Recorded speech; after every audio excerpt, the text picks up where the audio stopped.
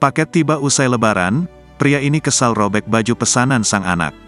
Seorang pria membuka paket lalu merobek isinya viral di media sosial. Dalam video memperlihatkan pria yang menggunakan helm sedang membuka paket.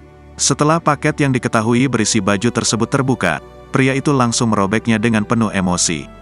Tak sampai di situ, setelah baju tersebut dirobeknya hingga menjadi beberapa bagian, ia langsung membuangnya ke tempat sampah yang berada di depannya kemudian beranjak pergi meninggalkan lokasi.